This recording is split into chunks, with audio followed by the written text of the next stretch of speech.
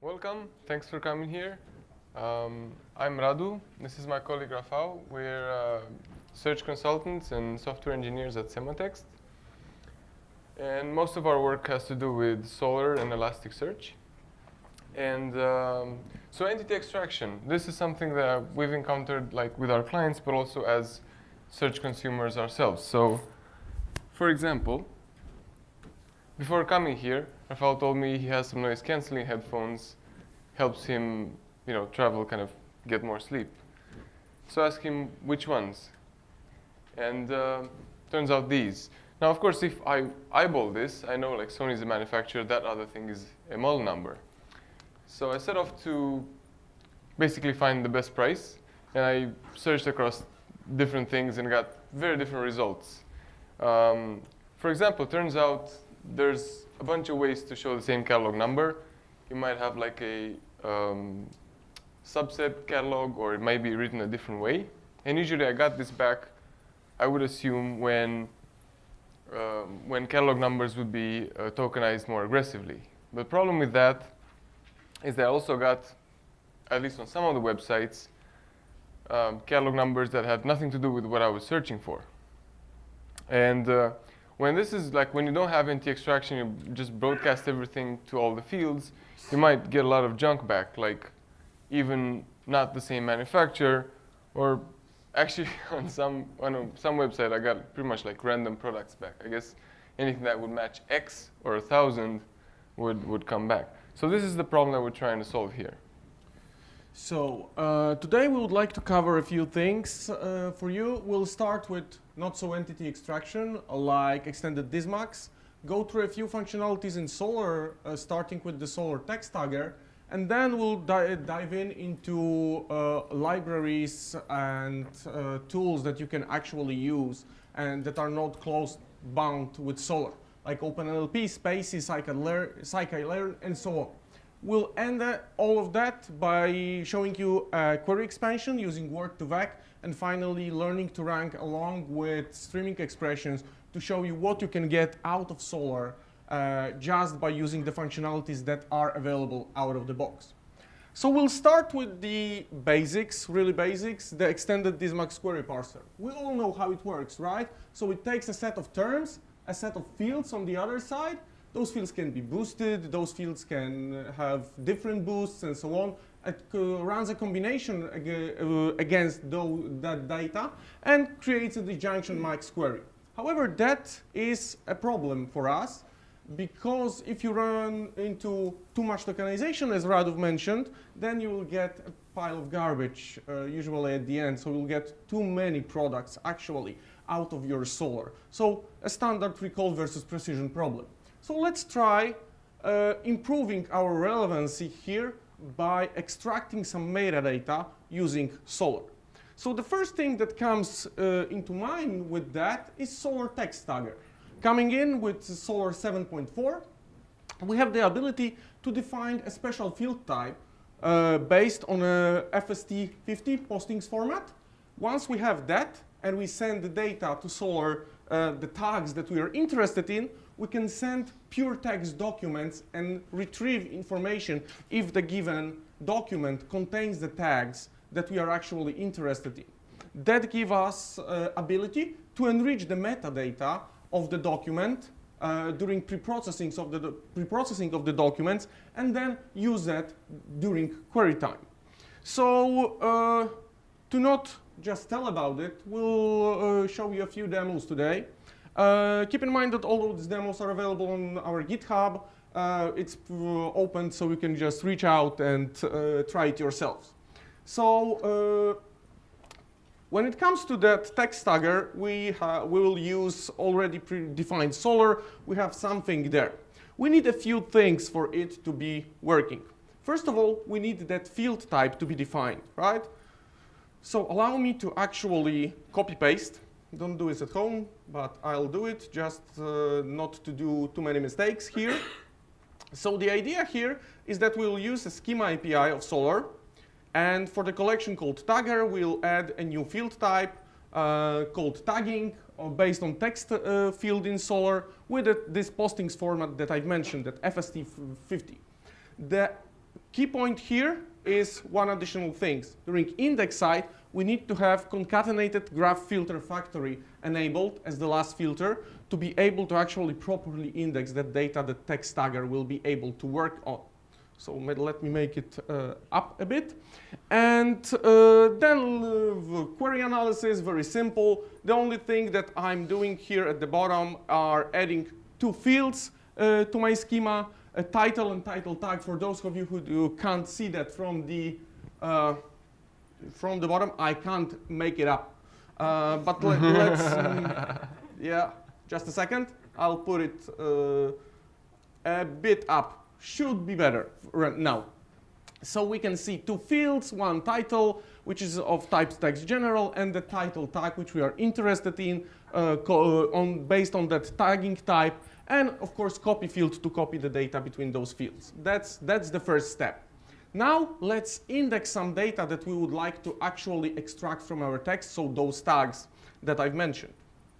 To do that, I'm just indexing data as normal to Solr. So I'm running a post verb of HTTP and I'm sending the data in an array to Solr. That's pretty simple. And I have the data already prepared. Now I need one more thing. I need the request handler to be defined in Solr, the tagger request handler that will actually tag the data. So that is, again, quite simple. I'll use Solr API here. And the request actually looks like this.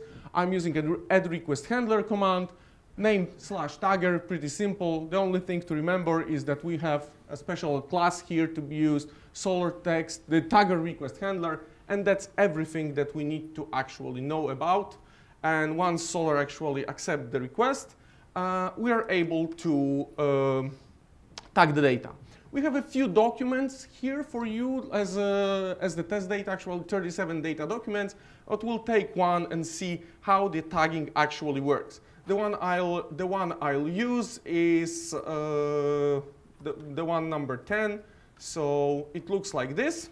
So we have a title of Radu, Georgie, JSON logging with Elasticsearch. Elasticsearch was one of the tags, so let's see if our Solr will be able to actually extract that. Let me just run one command out of that. So a simple curl that reads the data here. It takes that file, reads the title field, and then runs that against the tagger handler. And I'm only interested in two fields here, the ID and the title. So as you can see in the response, that will be better.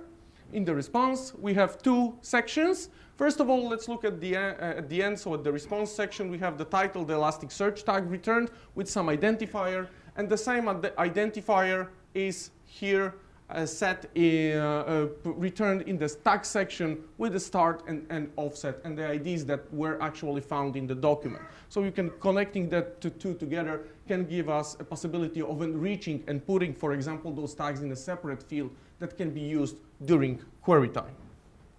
Okay. Okay, so this works well if what you need is dictionaries, are dictionaries. So next, we're going to look at OpenNLP, which is already integrated with Solr in a bunch of places. OpenNLP is like a general NLP framework written in Java. So you can use this as part of your analysis chain for like tokenization, part of speech tagging, defining sentences and lemmatization. What we're interested in here is named entity extraction. And that is already integrated as as an update processor, but it's not. We don't have a query parser at this point. But still, let's jump into another demo and just kind of get a feel of how it works.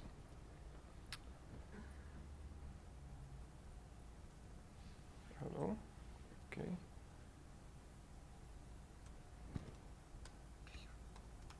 So I have OpenNLP here downloaded and extracted, and what's also nice is you can get some predefined models that you can just download from the website.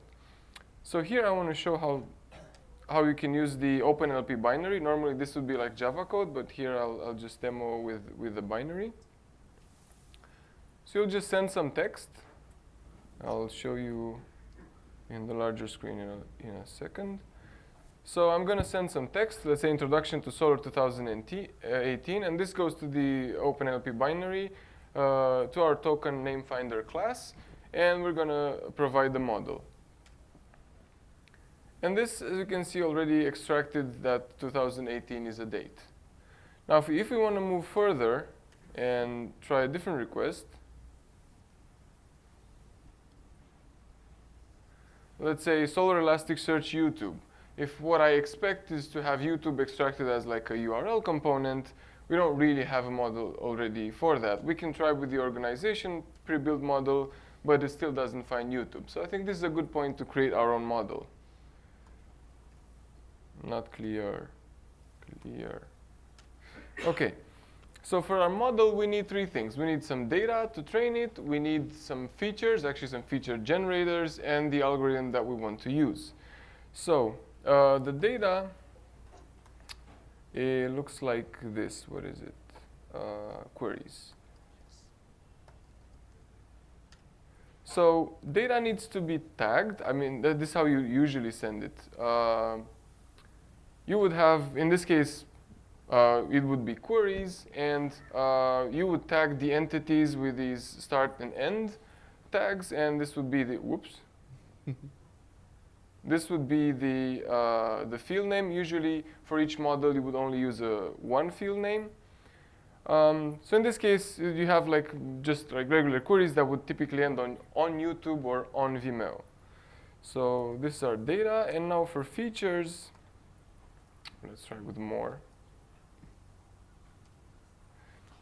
So features, this will be like an XML file with your feature generators. And this is very close to the default. And the default tends to look at the context. So like a window of tokens, what kind of token is it? What part of the sentence is it? Is it in the beginning or an end? Things like that. You can, of course, plug in your own code here. And finally, the algorithm.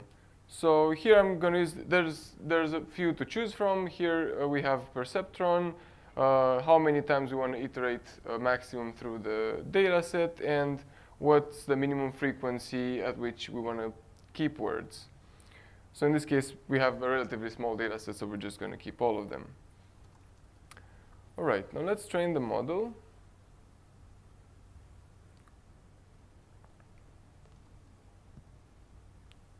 So it's again will be the we'll use the OpenLP binary. It's going to be the token name finder trainer class. We're going to specify the output model, the language. We can support multiple languages, not really our case here. Our parameters for the algorithm, the features, and the data, and of course in which encoding data comes in. So this was very quick because we have a relatively small data set, like 37 documents. And now we can retry the same query. So again, Solr Elasticsearch YouTube with our newly created model. And you see it extracted YouTube as a URL. Of course, you can improve on this. You can like refine your features. You'll normally want to have more data. But this is just like a good start, I think. Okay, so you've seen the OpenLP examples, and let's move to a language that is used by data scientists. So Python here, and one of those libraries that Python provides is Spacy. Basically, the idea is that it is quite simple to use. So for a person who doesn't know how to code or doesn't know how to actually work with data, Spacy is quite easy to use and to get a start with. So for example, you could use one of the pre-trained models already, or train a model yourself. Like Radu showed, the idea is like this. You have a text, and you have entities or features that you would like to for Spacy to actually detect, let's call it, or classify in that text. So you run a training loop against, and you put into the training loop, you extract text and the labels, you put that into for Spacy, and this is how the model is created. Keep in mind that you need a large number of data, maybe not large, but for our example, we'll be using only 10 documents, while the documentation says that 3,000 is a good start for the basic training. So, and you'll see why. Once we have that, we can easily like try to improve our query relevance or the data itself. So during processing of the data, when we index it, we can just run the data against our model using spaCy and extract some of the information to separate metadata fields, like tags, manufacturer, and so on. Then, during query, we again take the query from the user, first run it against the model, extract the needed data, and then we can actually search for what we think or what we expect our user to be searching for. So just like you can see here, Sony headphones MDR1000X, when the manufacturer Sony was actually extracted, at least in that example. And again, instead of talking more about spaCy, I would like to actually demo it and show you how to use it in two cases right now. So let me clear that, but I think I have space here. Okay, so first thing first, example with the pre-trained model. I already have spaCy installed, so I have the model downloaded. And let me show you the code first. And the relevant part is actually here. So after importing the library in Python, I'm just using spaCy load and provide the name of the model that I would like to load. And it returns me with an NLP object that I can use for named entity recognition right away. So for example, this is the way that I'll be printing the entities here. So I'm running a document against the NLP. You can see actually it here, NLP, and the Unicode characters for the title of the document. And I'm running a loop there to display labels and entities for that document. So let's see how that default model actually works. So running that will give us a few information. Organization Radu, nice to meet you. Georgie JSON logging as a person, okay. As you can see, it doesn't work pretty well. The second document may be considered a bit better, like Sematext as the organization. You can see here, person, Radu Georgie, this is true, but organization, Rafał Kuch, is not really good, and runs Solr as a person and Docker as a person. That's not really good. So to actually improve that, we can either try to improve that model or create our own and train it on some data set that will actually match our use case, so that will match our domain data. So let's try doing that. Sorry about that. So I have an example here as well, and it's a bit more complicated, but let me try going through that quickly. So first of all, we will have data. And the data, you already seen that on the slide. Each line is actually defining a single document and entities for that. So for the entity, like here in the first document for a person, we define a starting and an ending offset and the name of the feature that we would like to extract. So for example, here we have a person. We can come up with those features, of course, there. And we have Otis Gospodnetić. Then we have a person again, and so on. But however, here you can see that for Monitorama EU 2013 Radu Georgie document, we have 3 of them. So conference, date, and a person. Once we have that training data set, we can actually create a blank model on one of those supported languages. For example, just like here, spaCy blank on the language English. And the key point here is to add a named entity recognition pipeline, so that spaCy actually knows what it needs to do. It can do tokenization, lemmatization, and so on, but we are only interested here in entity recognition. So we create the pipeline called named entity recognition and add it to our NLP object.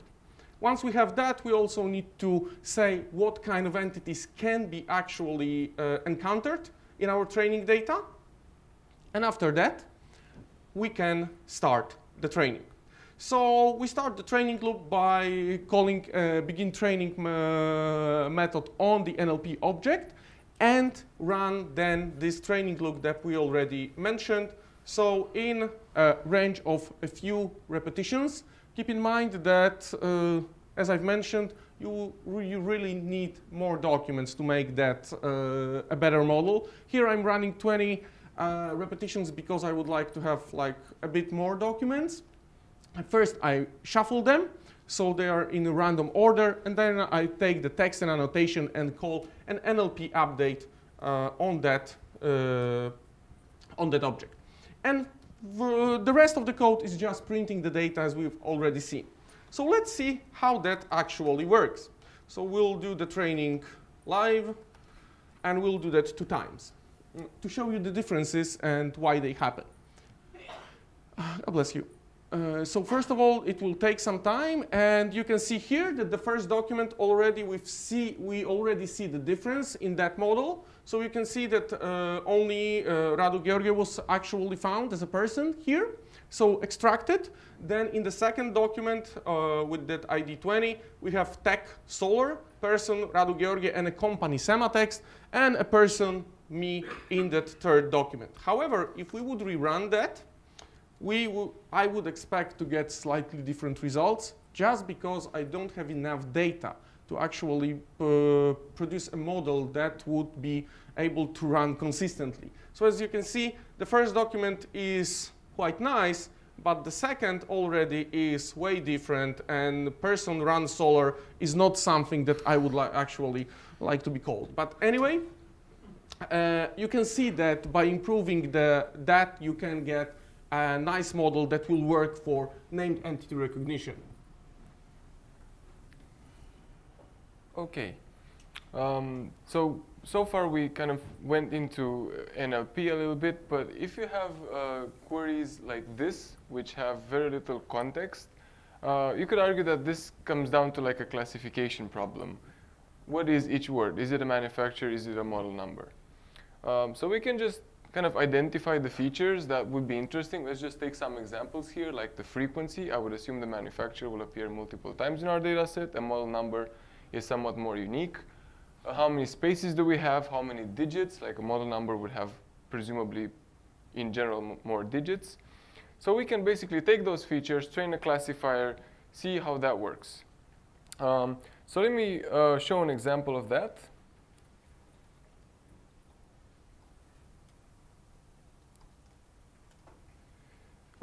Let me show you some like the sample data set first. So I took some headphones and just extracted the manufacturers and the model numbers. So these are some manufacturers. You can see they're not deduplicated because I'm interested in the frequency, and it will be the same for model numbers. I have some model numbers here, and so this is my training data. I also have some similar headsets as my test data. So the code, not cat. I think I want more. Small screen. Yeah. So we're gonna do this with scikit-learn. We're gonna train an SVM classifier with it. So this function, what it will do is we'll read from our training file, and it will generate feature arrays like this. Actually, a dictionary between our entities and the arrays. So if it's the first time I encounter an entity, I will initialize the frequency to 1, and I will count the digits and spaces. And each time I encounter it again, I will increment the frequency. And then I basically create my training set, so I have an X and a Y. The X will be my feature array for all the entities that I've read. And then the Y would be our label. So I know if I read first the manufacturers, then the models, I can label the first N as manufacturers, the others as models. And then I can train my model. This is going to be like a linear SVM. Basically, I'm going to have N dimensions, one for each feature, vectors, and it's going to kind of try to divide the space to figure out which are models, which are manufacturers. So then I'm going to take the test files and generate the same feature dictionaries. I'm going to extract the feature arrays out of those, and I'm going to try to predict to test my model, right? So let's see how that works.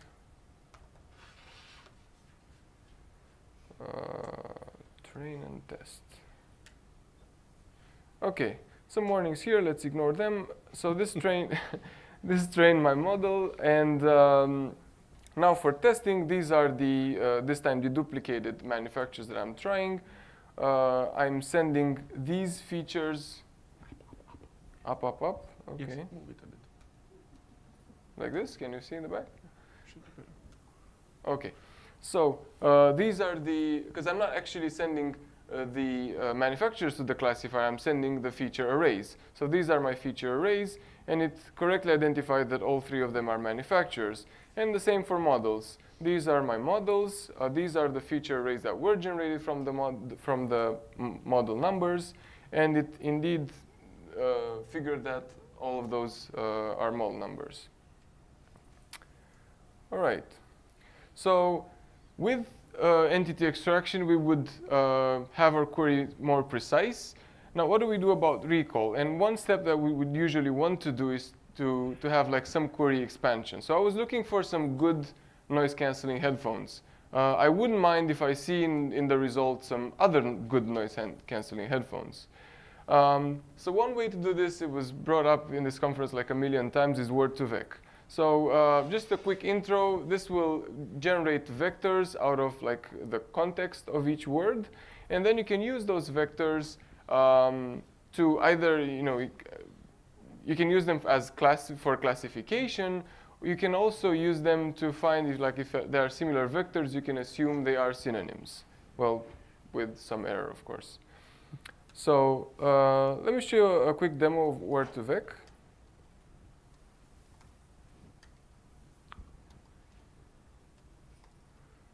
So first, the data, as usual. This is very similar to the data set used for OpenLP, except that this time I don't have things tagged. I just have the whole thing, like the query, and then on YouTube and on Vimeo. And let's see the code now. So for word2vec, there are multiple implementations. This time, we're using the one from Gensim. So here, we're basically reading the file. We're splitting by white space and lowercasing. So those will be the words that we'll send to word2vec.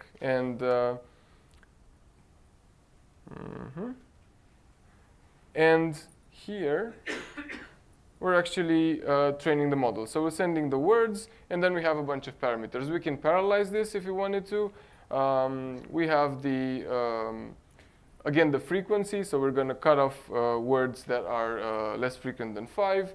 The window size and the number of iterations. The default is 5, but here we have, usually we want to have a lot of data. This was, again, a theme throughout the conference. Here we don't have a lot of data, so we're going to to iterate it more. It's kind of an anti-pattern. We're going to overfit, but hey, this is a demo. So we're going to then try to figure out what are similar words for YouTube and then for Solr. So let's try that. How is it called? Word2vec demo, I think. Yes. Yeah. So here we're running those 5,000 iterations. Again, some warnings that we're going to ignore. So with YouTube, it finds with quite a lot of confidence that Vimeo is pretty close to it. Everything else is far off. And then the interesting thing is actually found that Solr is similar to Elasticsearch. Not too far off will be pretty much everything else that's in the same context. But still, I think this is a good start when we have very little data just for this kind of demo. So we have synonyms, we have our data enriched using name entity recognition, and now we can actually do something around that and try to boost up some of the data that we have for example, most common manufacturers like Sony, Bose, had Sennheiser, right? So that's what we are aiming here. So there are lots of actually possibilities, and one of them is using learning to rank. So learning to rank, to use learning to rank, we need to define features and a model, and then use a re-ranking query. So how to extract features from our data? We can, of course, use what we already got from, for example, from OpenLP or Spacey, or we can actually try to extract that from the metadata itself that we have already in our documents. So for example, we can use significant terms streaming expression to read the frequencies and actually the scores of some of the terms that we are interested in, and then use that to calculate our scores for the features and the model somehow. So again, the last demo for today. Let me show that how, in a very simple way, we can do that. Of course, keep in mind this is a simplified example. So for production, it's not very close to being to production, but the only thing you would have to modify is the weights for the model. So again, Solr is already ready for us to work with it.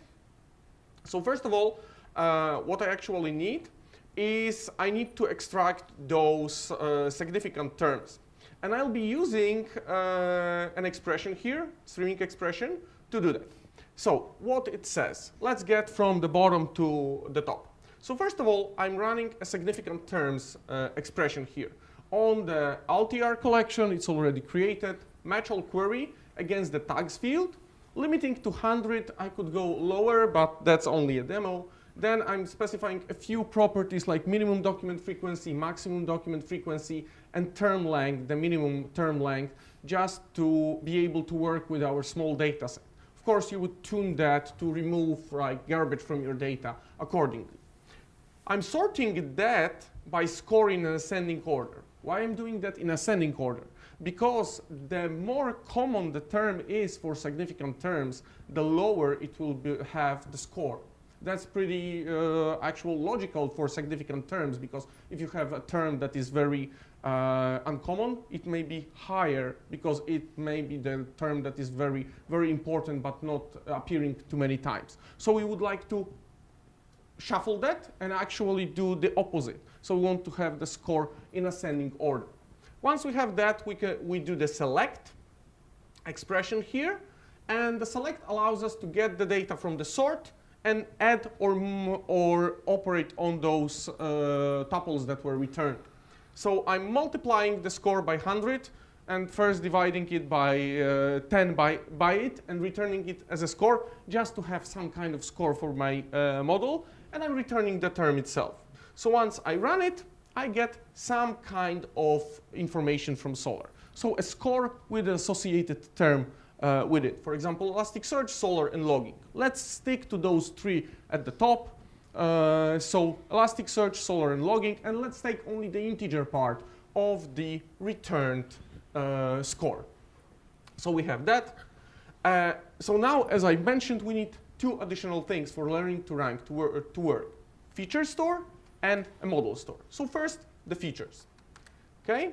For those three tags that we actually got, let's create a feature store here. It won't be perfectly visible, but I'll try my best to show it to you. Okay, I copied that. Let me run it first, and then I'll comment on. So using the schema API, I actually create a feature store in Solr for my LTR collection, and I'm pushing an array of features here. And each feature defines an actual query with a tag associated with it. So here you can see that a feature with the name Elasticsearch _ tag is a Solr feature, and then we have params, and the params say that we have the terms query parser being used on the tags field to find documents matching Elasticsearch. The idea here is to actually only match the documents that match the given tag in that. The same goes with Solr and the same with logging. And the last feature that I would like also to include is the original score feature, which includes the original score of the document when the query actually runs. We'll use that as well. So we have that now defined. Now we can use those features that we defined in a model store.